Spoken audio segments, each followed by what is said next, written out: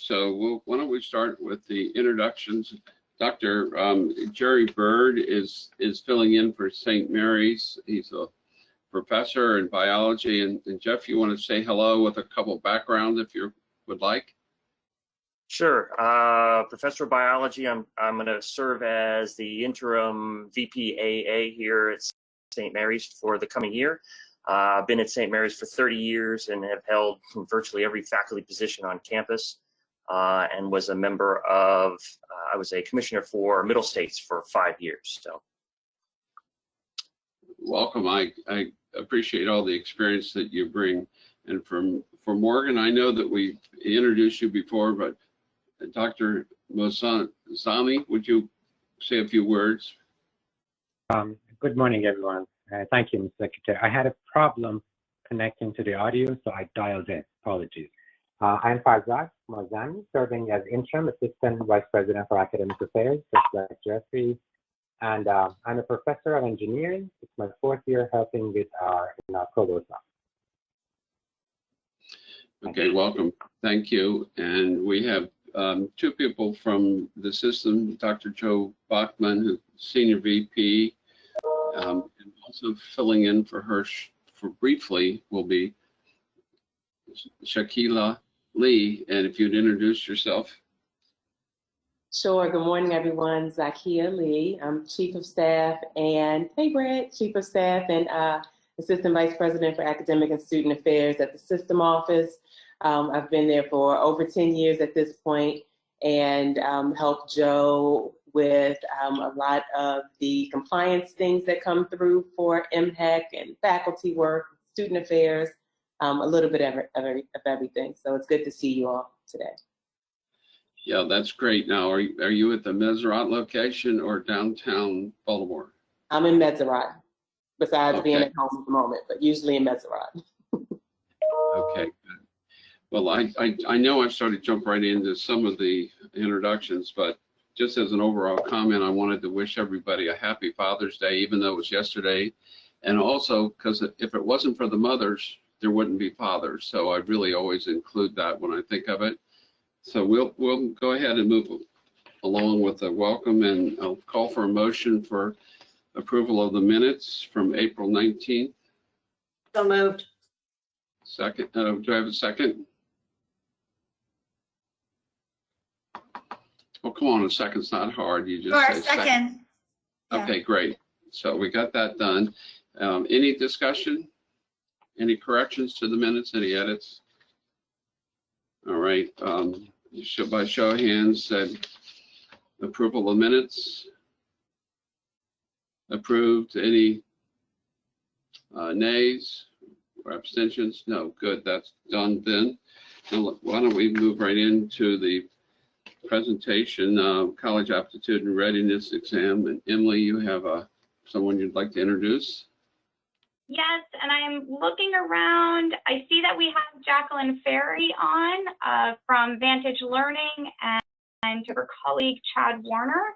Very good. So let me quickly introduce them. They reached out to us. They have some examinations that we said would be good for them to share with you as segmental leaders. Hopefully you heard all the introductions. Jacqueline, Chad, you're here with campus leadership, who then can kind of take this message and move it forward. So I'll turn the time over to you guys. Awesome. Thank you so much. We really appreciate the opportunity to provide a brief presentation. As Dr. Dow said, my name is Jacqueline Ferry, and I am Regional Manager with Vantage Learning. Chad Warner is our account manager. So we're going to provide a very brief presentation on the College Success Platform and the College Aptitude and Readiness exam therein, which we like to call CARE. I'm going to get my screen to share, and hopefully everyone is seeing my screen. Shared, yes. We can see Perfect. it. Yep. Wonderful. So just to give a very brief overview of who Vantage Learning is, McCann Associates is a subdivision of Vantage Learning. We focus specifically on assessment in the higher education market. Vantage Learning is a larger broad space company, and our biggest claim to fame is that in the 90s we developed something called Intellimetric. And Intellimetric is an automated essay scoring tool. It's used across the country as well as across the world in a variety of different ways. Some of the most interesting ways is that the Graduate Management Admissions Council uses Intellimetric to score the writing portion of the GMAT. The United Nations uses Intellimetric to score writing samples for its candidates. The world's largest online retailer, whose name rhymes with Schmamazon, uses it to score managerial programs. And then institutions of higher education across the country use it for placement decisions as well as benchmark assessments for writing proficiency. And in the development of Intellimetric, Vantage has over 40 patents, all having to do with natural language understanding and linguistics. And some of those technologies you're probably more familiar with. So if you have an iPhone in your pocket, there are 17 Vantage patents in the iPhone alone.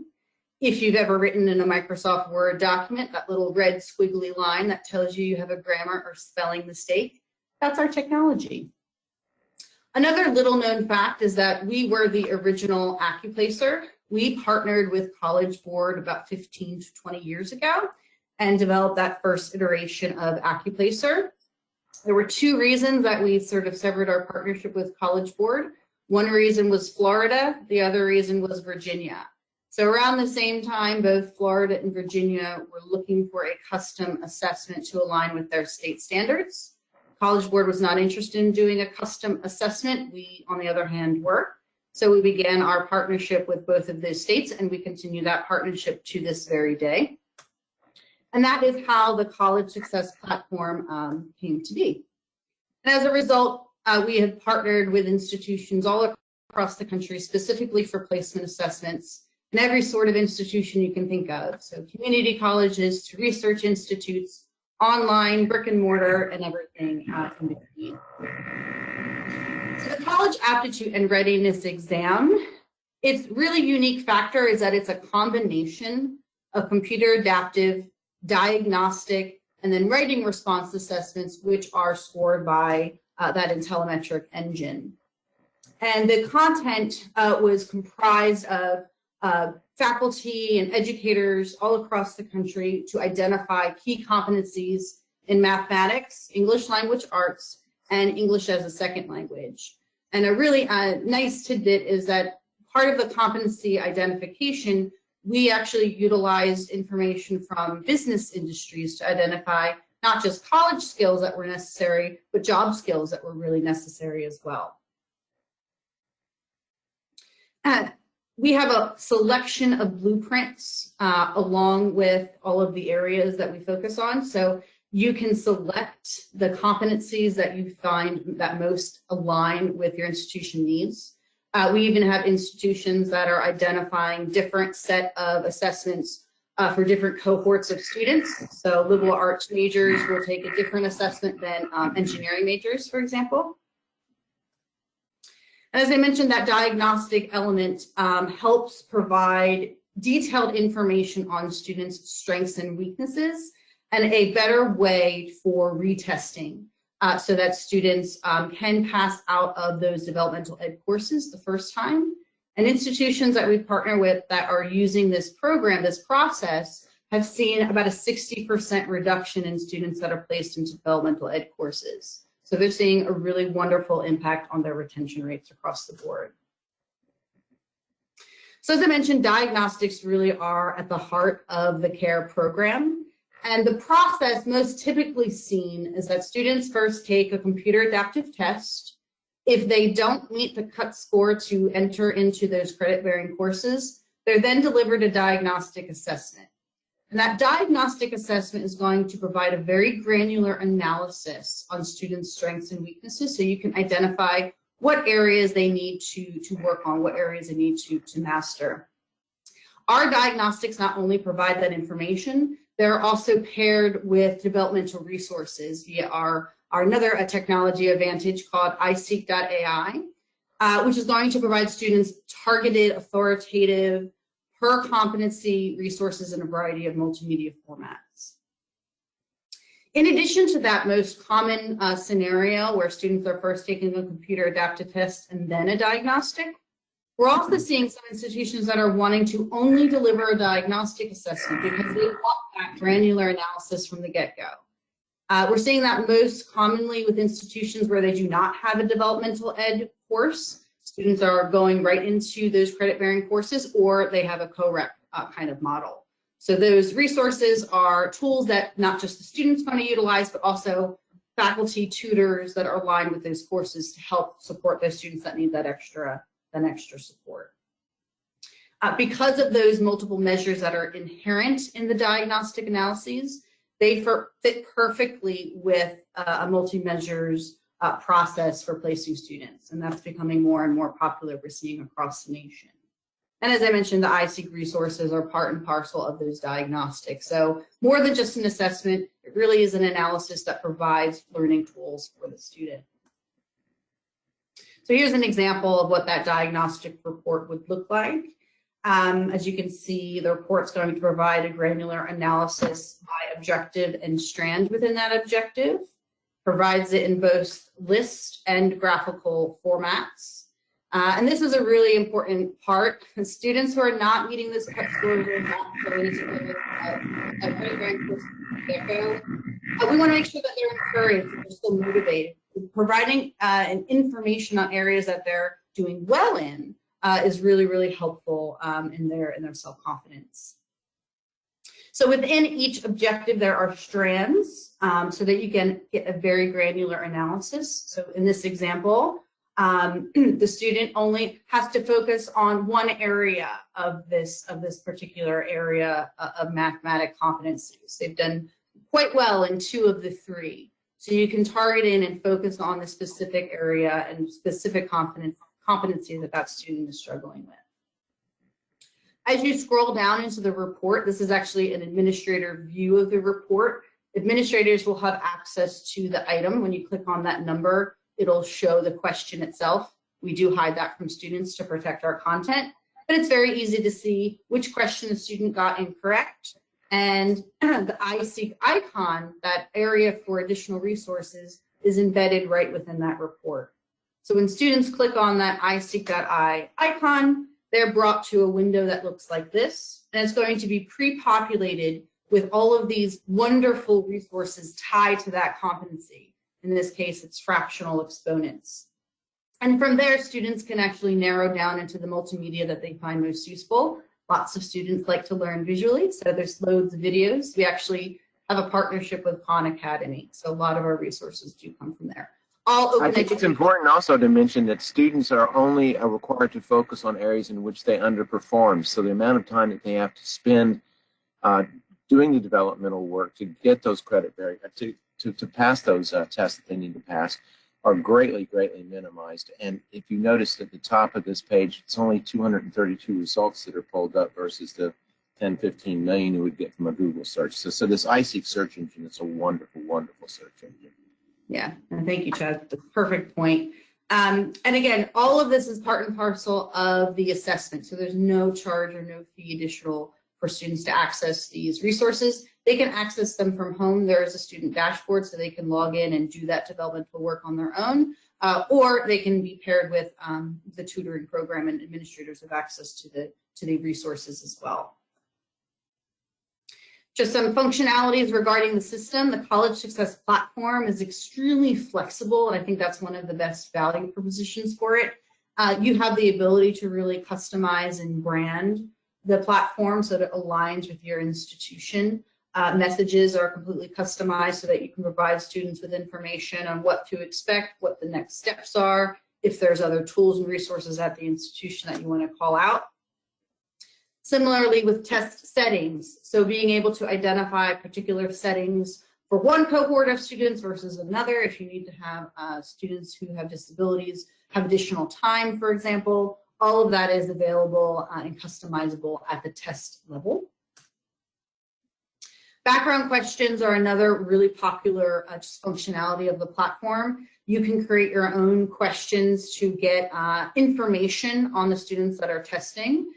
We have some onboard and drafted questions to utilize, like, for example, what was your last mathematics course? Is English your first language? but you have the ability to author your own question. So you can get that information from, as Chad likes to say, a very captive audience. Branching profiles within the system are the path a student's going to take. Again, as I mentioned earlier, you can set up the system so that certain cohorts or students are delivered a particular path. So if you want liberal arts students to be measured on a different set of competencies than engineering students, you can set all of that up with the branching profile. So the branching profile identifies the path that the student will take within the assessment.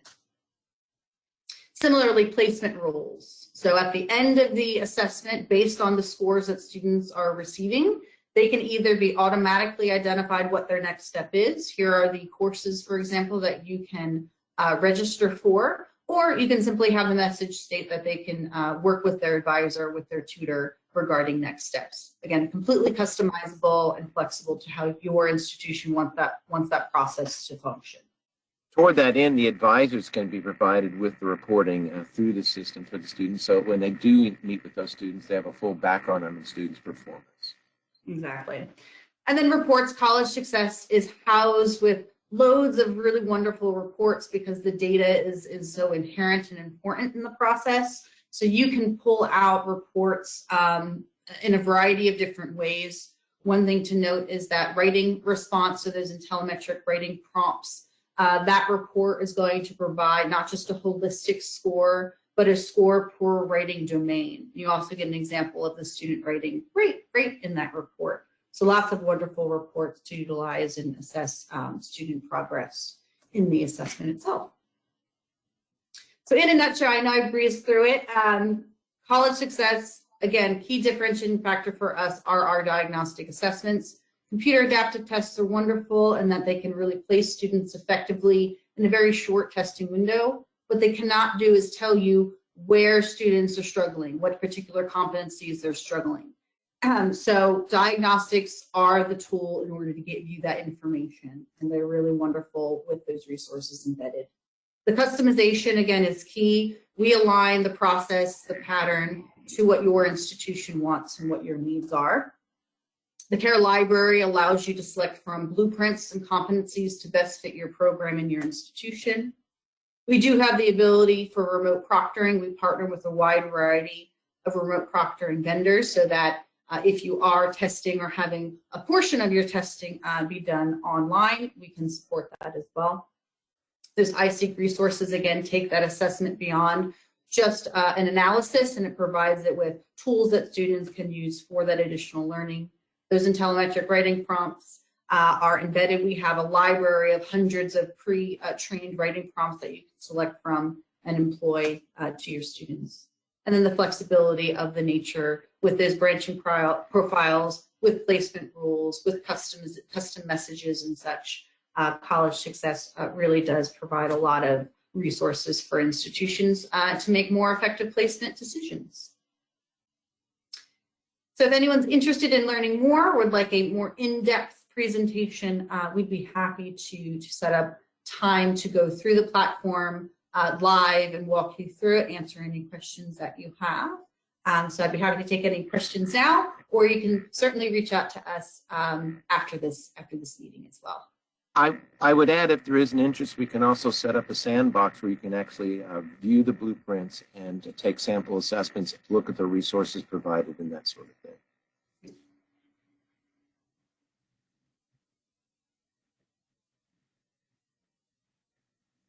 Thank you. Are there any questions for Chad or Jacqueline? Thank you. The only thing I would ask is I assume the assessments are high school juniors and seniors, which is primary? We partner with high schools all across the country. So we're usually senior to junior level. Okay, and what type of longitudinal data, as in, the taking of the exams and then starting developmental work and then influence on graduation rates? Do you have enough period of time to show any results like that? We do. Our most voracious data comes from our state institutions. So Florida and Virginia have produced studies on the impacts of utilizing their assessment. So I can certainly share that with you. Yeah, if you would share that with Sure. Emily and I, that'd be great. Great. Okay, any other questions? I have one really fast one. Does Florida and Virginia also have multiple measures as far as GPA as well as CARE or your assessment tool that you could share the difference or how that works? It's so interesting. So both states right now are in the process of incorporating multiple measures. Virginia is utilizing direct placement, and the VPT, which is the assessment we built for them, is a component of it. Florida is also in the midst of putting out guidelines around multiple measures, and the PERT will be part of that. Whether it's cohorts of students that will continue to utilize the assessment, or it's just another measure alongside other measurements like GPA that they're looking at, or SAT scores. It seems to be varied across each institution as to what they're looking at. But both are definitely considering that and adding that as part of the process. Okay, thank you. Any other questions? Well, Jack and Chad, I should have mentioned that the person who just spoke is the new executive director of the Maryland Association of Community Colleges, which starts at our next meeting. He will be, quote unquote, you know, the head, and we appreciate all the work that Dr. Bernie Sadusky has had with his segment group. If you'd pass that along to him, and hopeful that he has a wonderful and successful retirement. So with that, let's move off the subject and we'll move into an update on SNAP, which is the Supplemental Nutrition Assistance Program. I know Sarah and Emily were working on some things. So Emily or Sarah, do you want to go ahead? Sure. Yeah. So I think I have updates to provide. Really quick, just back to Jacqueline and Chad's presentation. I believe we have your slides. Are you okay if we circulate out your slides to the group? Absolutely. Absolutely. Okay. Great. We will do that so that everybody has their contact information and you guys can do what you will with it. On SNAP, so I did talk with a couple, the state group that deals with SNAP benefits. To get straight to the point, they basically said that they cannot change the form, that the form is based on federal standards, and it sounds like they're not going to budge on making that 18-page form any shorter. But they were happy to make contact with MHEC as a state agency. And if you are, so Sarah, I know you had a particular campus that was interested in doing extended outreach. I can connect you all. They did confirm that they do and have used the FAFSA for confirming when a student really is on their own, and that is used as a follow-up piece of documentation. But to incorporate any of those FAFSA components up front in the original form, they really couldn't do. Nonetheless, they're happy to make presentations to campuses, do training, provide one-on-one student support. So for any of the campuses that are seeing an increasing need of students utilizing SNAP benefits, we've made that contact and we can follow up as you all see fit. That's great. And thanks so much. Thanks to you and to the secretary for doing that. I think that some of our campuses might be interested in a training or presentation of some sort. I'll be back in person in the fall, so it might really be helpful as part of the orientation for meetings or whatever. So if you could provide who those contacts are, or if you would like them to contact you, just let me know and we will make that happen. So thank you so much. Perfect. What I think I'll do, Sarah, is I'll just do an e-introduction and then kind of take us out of it, but let us know if that's okay with you. Okay, any questions or other follow-up on the SNAP program? Very important initiative when you think of the students that, you know, are really in the tough financial tight, you know, eating is important. I think you've heard me talk about the example that I had out of Cecil County. I asked the president, Mary Bolt, if she had any wonderful examples of how the local foundations supported students, and she gave the example of a young man who didn't have money to complete a GED. So they get money to help him get the tuition and get into GED and then to buy the books. Well, he started showing up for class, and his classmates soon realized that he wore the same set of clothes every day, wet or not wet, depending on the weather. So they started talking to him as classmates, and they found out that he lived in a woods 7 miles away and rode a bicycle both ways. And so nutrition was a key for him, as well as clothing. So they took up money, went to Walmart, helped him get fitted and everything. And he continued on in class for only another couple of weeks and dropped out. And they all wondered what happened. Well, a couple months go by and he shows back up at a big rig. He got far enough along in his literacy learning that he was able to take the CDL exam and pass it. So the whole thing was these programs and foundations at the local level, and even having students involved, is key to supporting these students. Because Vernon Thompson, that was his name, and she told me I could use his name.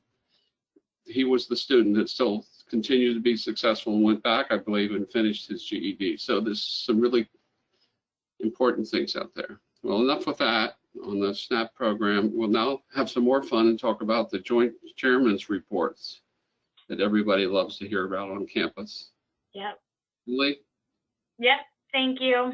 So in academic affairs, at least, we have 2 JCRs that we're focusing on immediately.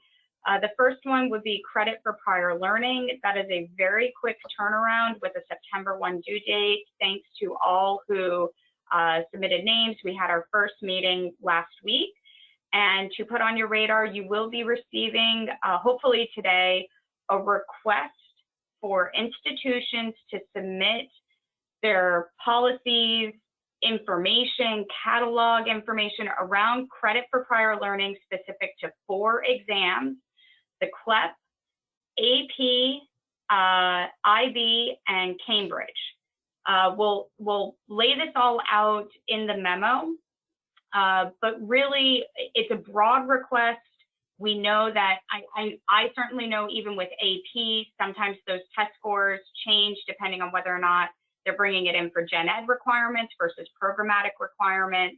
And I imagine that's going to be the same for the other exams. Nonetheless, the work group is charged with reviewing those policies for credit for prior learning.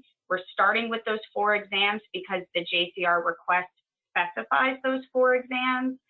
And it's really for the sake of time to turn this report around quickly by the September 1st deadline.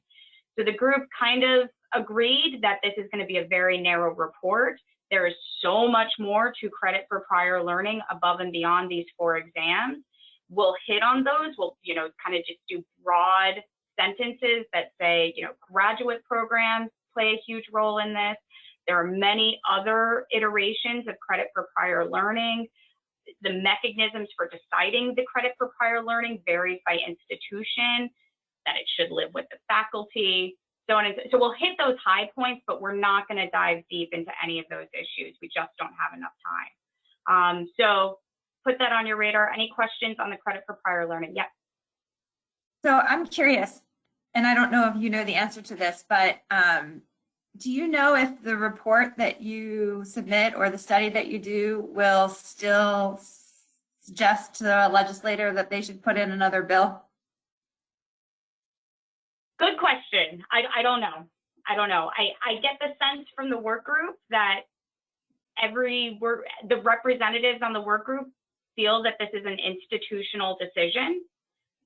So I explained to the work group, I am there to facilitate this conversation. So I imagine there's going to be language in there from the work group that says that statewide standards there should be statewide standards in terms of the process, but not necessarily in terms of specific scores I imagine that may be the case, and that may educate the legislators appropriately. So if I can make a suggestion, and you can take or leave it, but if you could ask the group, I wonder if it makes sense for this group to make a statement regarding whether further study would bear fruit. And if the group, I get what you're saying about, MHEC should make that decision, but if this group has the opinion that even though it was a tight turnaround and they only focused on these 4 tests and further study would not bear fruit, I think it's worth putting that in the report.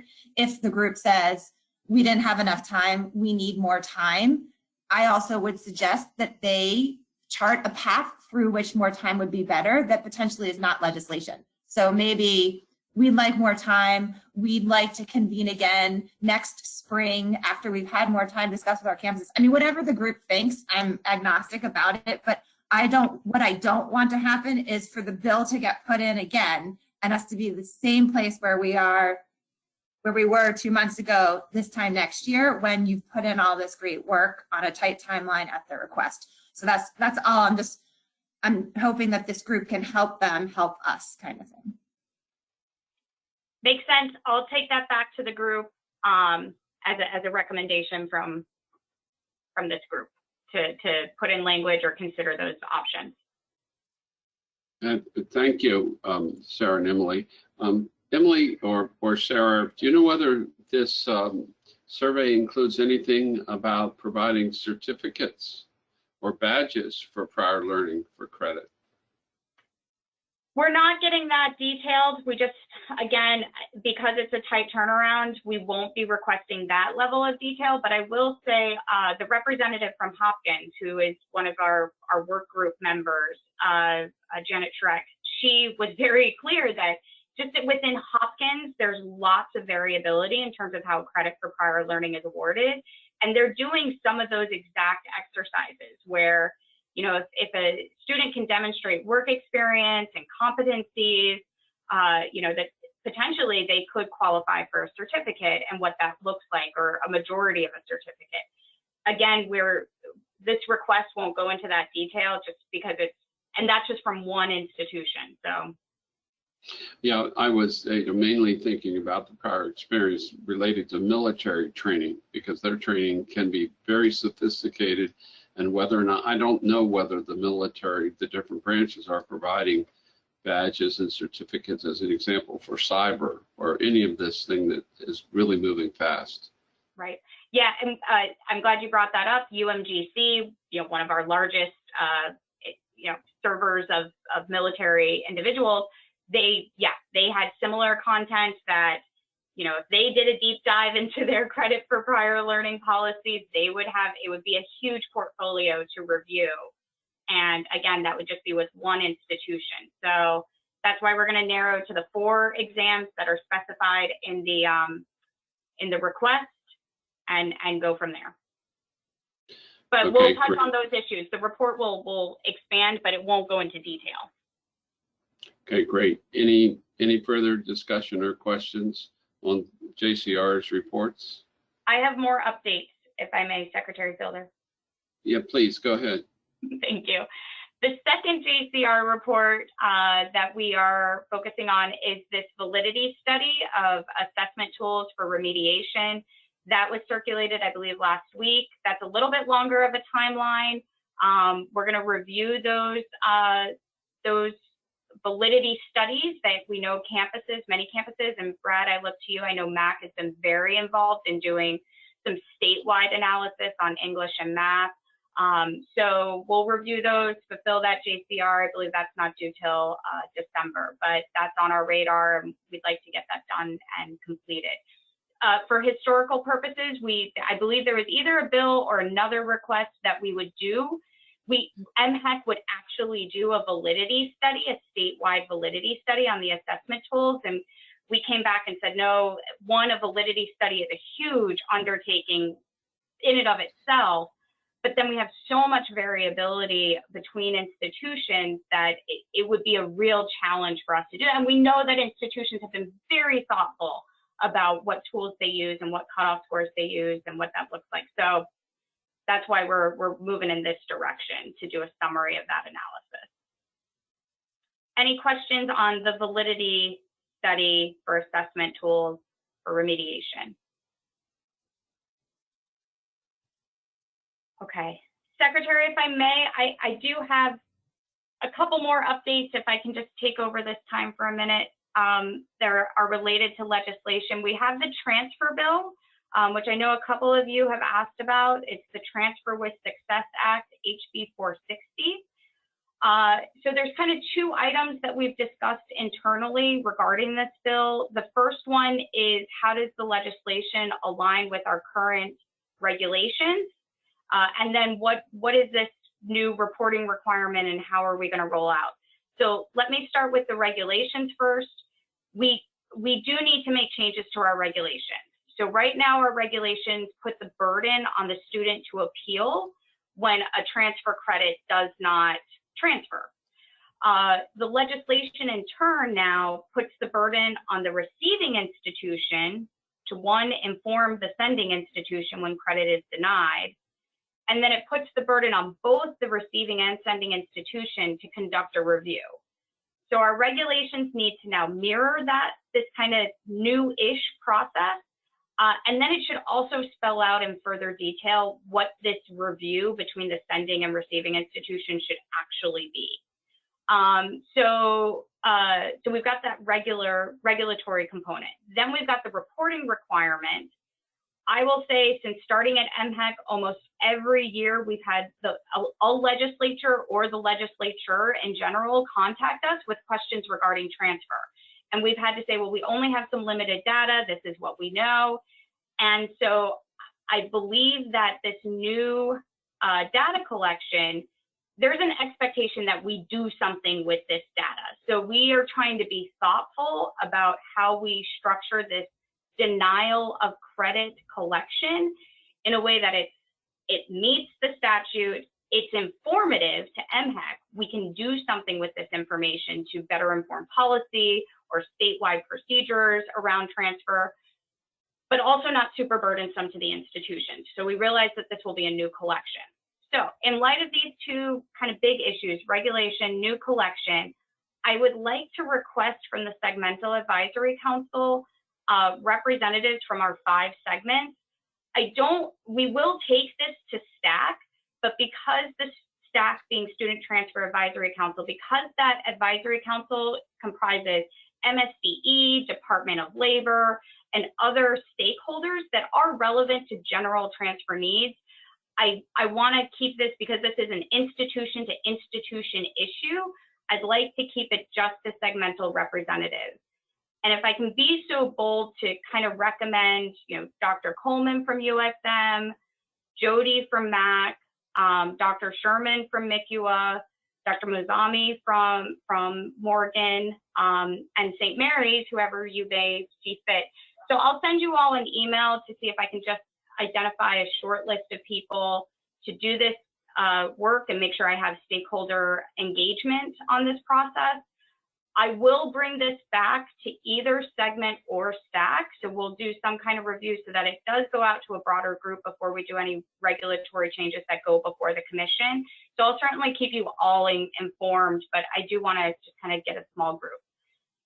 So that's the transfer bill. Questions, comments, thoughts? Anybody think that we should not proceed that way? I would like to have regulatory changes before the commission, either August or September.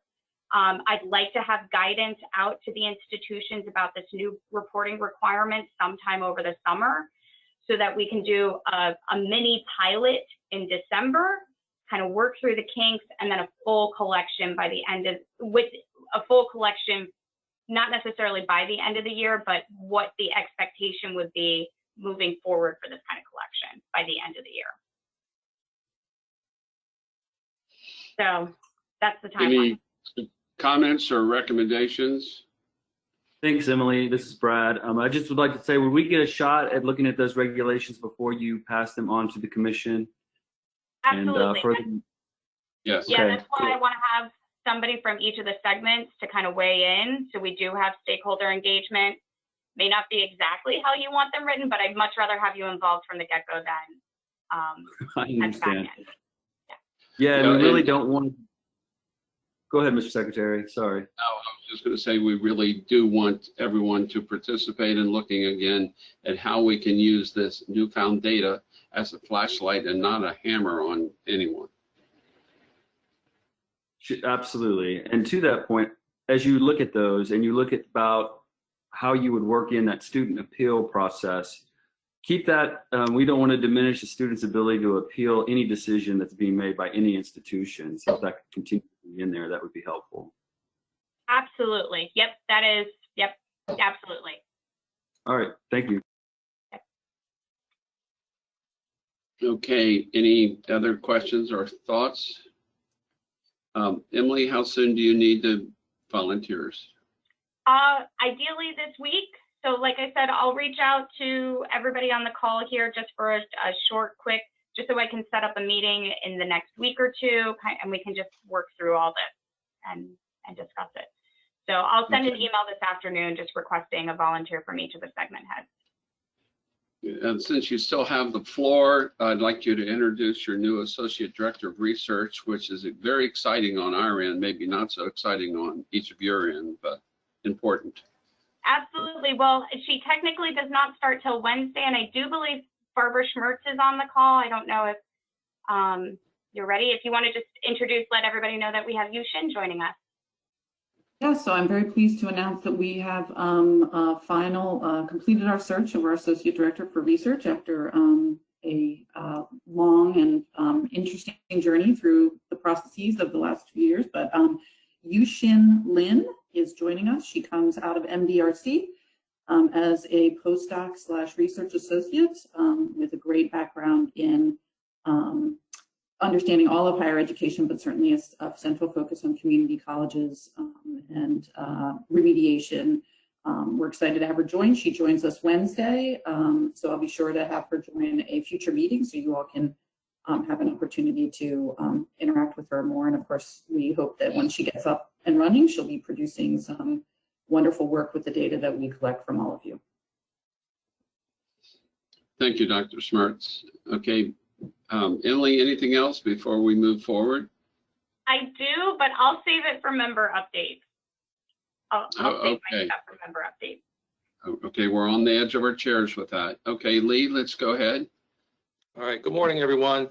Just want to take an opportunity to talk about House Bill 156, Senate Bill 283, which is the Student and Voter Registry or Voter Empowerment Act. There's a couple of moving parts in there that there's going to need some action in the coming months, and I thought it'd be a good opportunity also to include Jennifer McLaughlin, who's joining us from the State Board of Elections, just to hit on some of the high points for us, for higher ed, that is. This bill requires that each public institution designate a staff member as a student voting coordinator. That voting coordinator must complete a student voting plan. And it's interesting, the language, it should cover the 2-year period immediately preceding each statewide general election, which, as you know, we have one next year. So this it's timely to get this report completed. And it also requires the voting plan to be submitted to MHEC and also the State Board of Elections.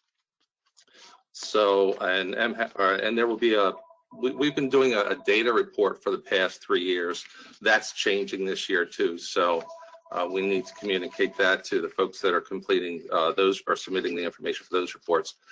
So I would greatly appreciate it if you could coordinate with your institutions for the whoever's designated for that position to let myself and Jen know who they are so that we can be available to answer any questions and coordinate the submission of the reports.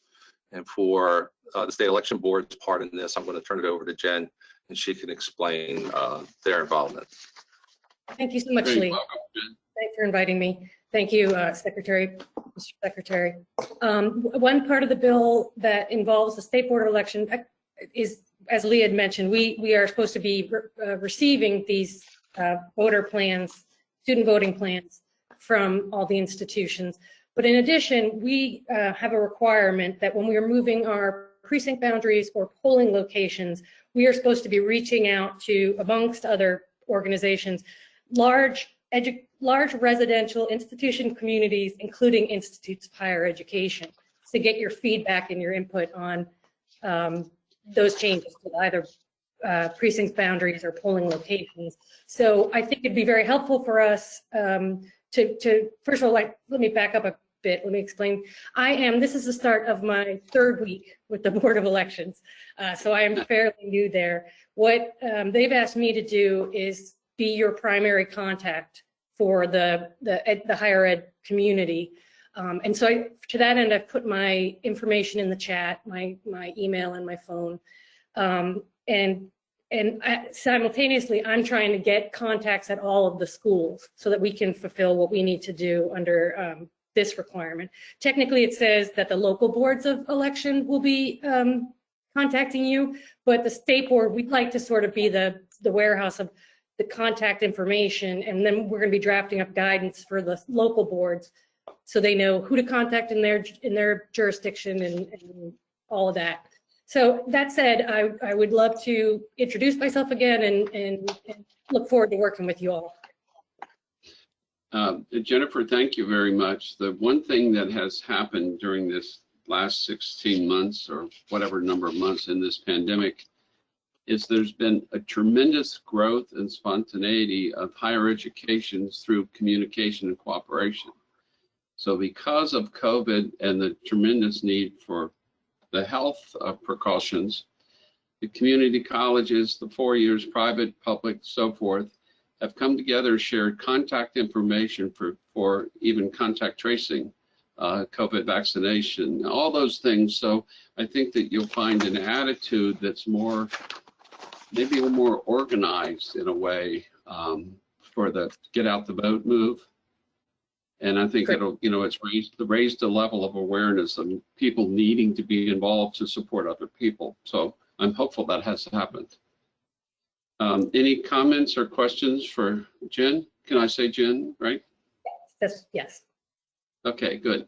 I have a question for Jennifer or Lee. Is this the official ask, or are we waiting for a memo? Do you just want us to go for it and start emailing to get information, or something else coming to facilitate that collection? We could do both. I can send you official memos if you need it, but if you want to start sending the information now, that would be great. Yeah, I don't have it yet. Just wondering if I'm going to go start collecting or hold tight. Okay. Yes. And Lee, who do you want to be the point of contact for receiving the information? It can be me. Okay. Everybody knows Lee, so all you have to say is call Lee, Yeah. Okay, if that's it on that, thank you very much. Very important issue, getting people out the vote.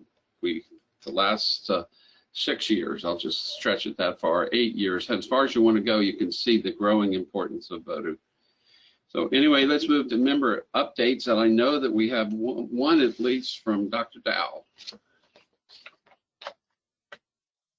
Yes, I have 3.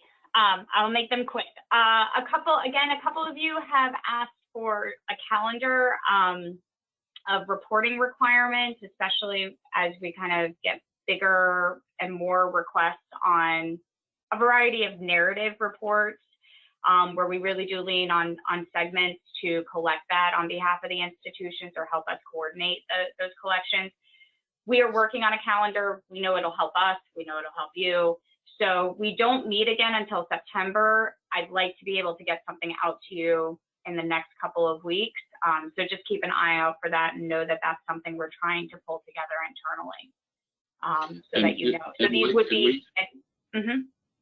Can we share this as a dashboard on the web?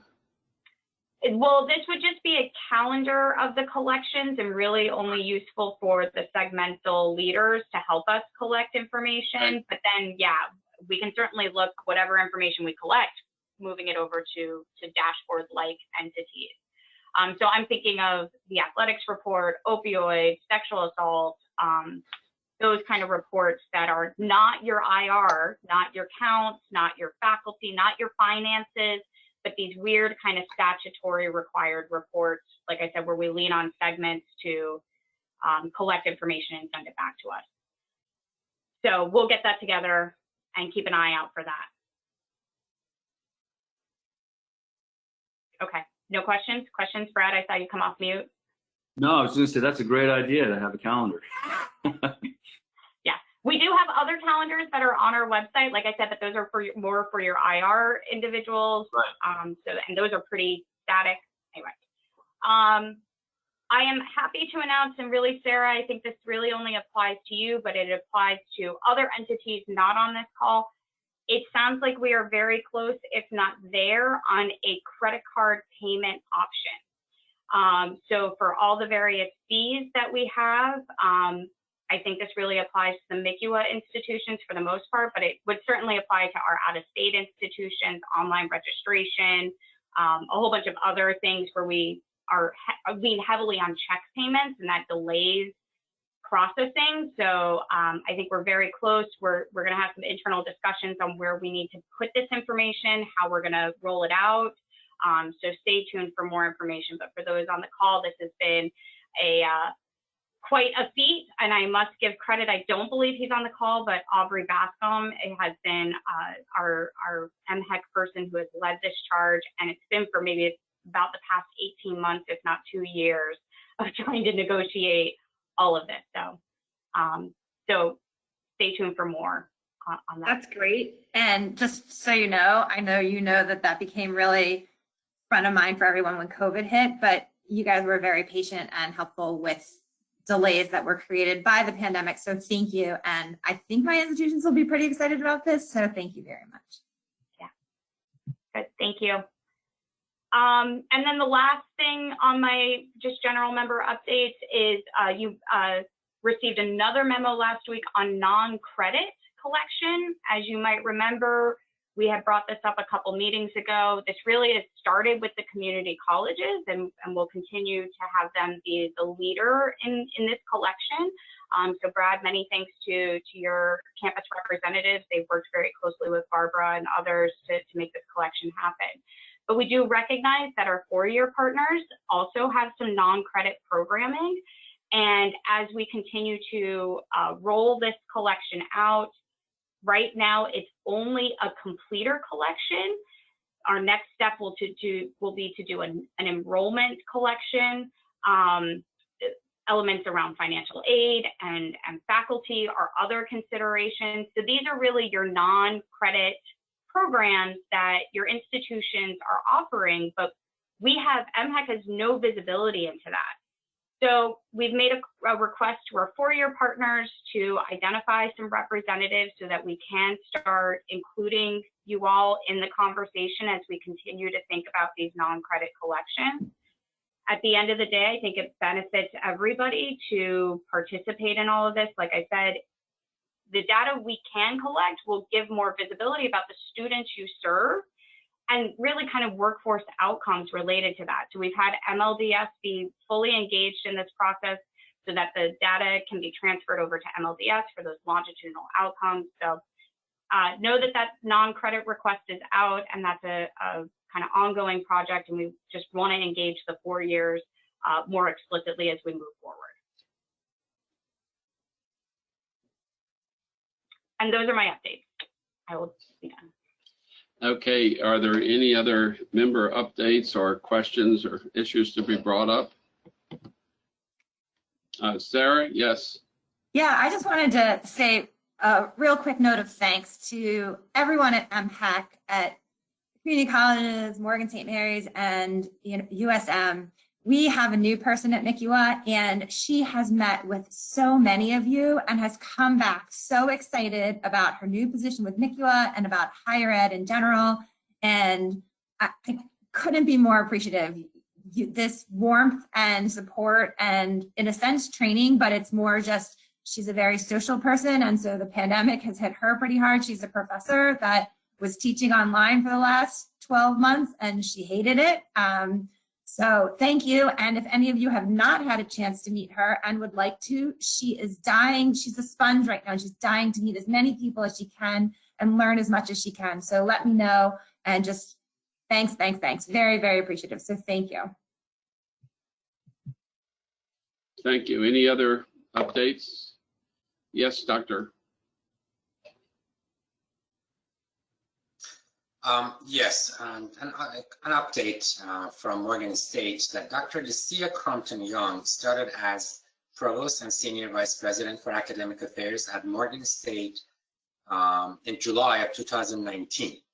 Now, after 2 years, now she just accepted the presidency of Texas Southern University and will be leaving her role in the coming few days. She will start as the president of TSU by July 1. Our President Wilson decided that he is going to impanel a search committee and internally fill that position by August 1. This is an important summer for all of us as we are coming out of the pandemic, the reopening. So it is extremely important and sensitive, and we really want to fill that seat as soon as possible. So most likely we'll have a new provost appointed by August 1. Thank you, and congratulations. That'll be a very fast move. Thank you. Brad, you want to provide the update on the Charlene moving from one to another, even though she retired?